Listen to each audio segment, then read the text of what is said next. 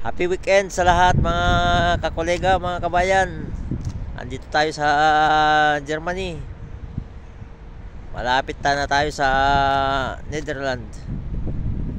Ayan, dito tayo nakaparking. Andyan kayo, tatlo kami magkakasama dito. Andyan yung mga kakolega natin. Dito kami nag-weekend sa Outhoek, malapit sa border ng Netherlands. Ayan, malakas ang hangin pero ayos naman at medyo maganda na yung sinag ng araw dito ngayon. So napakadaming dito mga kasama natin na pumarking dito sa isang parkingan na Outhoek. Ito din yung ating banyo.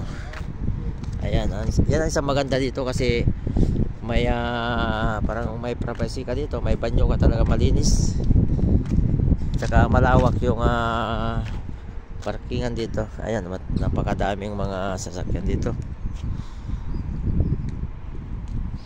Yan, napakalinis ang paligid. At bukas tayo'y magbibiyahe na naman ng umaga. Tatakbo pa tayo ng maigit 100 mula dito papunta sa ating unloading place. Ito yung ating kabayo. Ayan, magkakatabi kami tatlo dito. Ayan, ayan. Tapos ito, nagluto-luto kami dito. Sisilipin natin yung ating mga niluluto dito. Ayan, papalampot kami ng munggo. Ayan, munggo, malapit na palang maubos yung tubig, yung munggo natin. Ayan, niluluto natin, sasawagan natin ng karne ng baboy tsaka mga gulay mamaya-maya. Ayan ang ating pananghalian. Ito, napakalawak talaga itong to. Tapos ito, nandito kami sa na to. Ayan, ito yung pangalan ng ating Outhoek na pinagparkingan ngayon dito. Tapos dito yung mga sa paligid, mga building nya. Ayan, tapos may gas station dyan. May mga ibon din pa lipat-lipat dito na pa isa-isa. Mga punong kahoy na din na sumisipon na yung mga dahon. Yan, napakadaming mga nakaparking talaga dito. Ito, nagkatagpo-tagpo kami mga magkakasama. Tatlo kami dito na Pilipino. Magkakatabi din kami ng parking. Yan, yung tatlong pula na yan.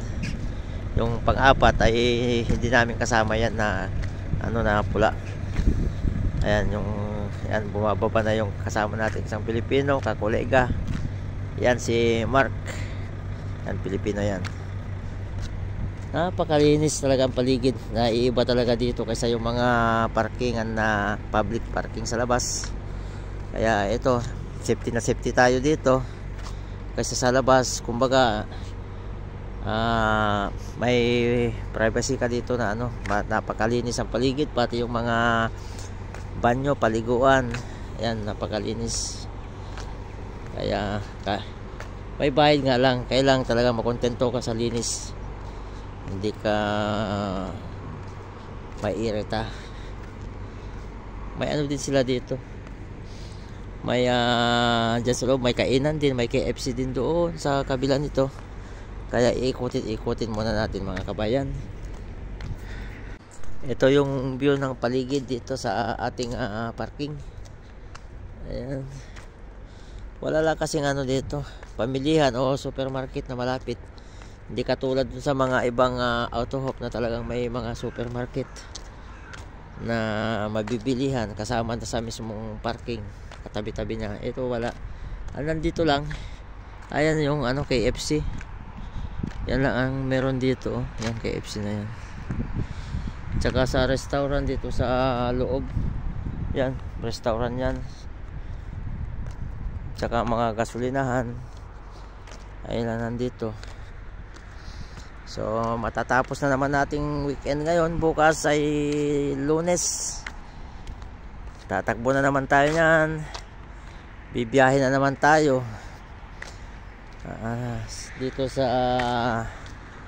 Germany, Poland, tsaka saan man bansa, sa mga bansa o tagos-tagosa kasi tayo ng buong Europe mga kabayan. Ayan. Wala kasing magawa dun sa loob ng ng truck, kaya dito paikot-ikot muna tayo dito at medyo maunat-unat yung ating mga ugat. Ayan.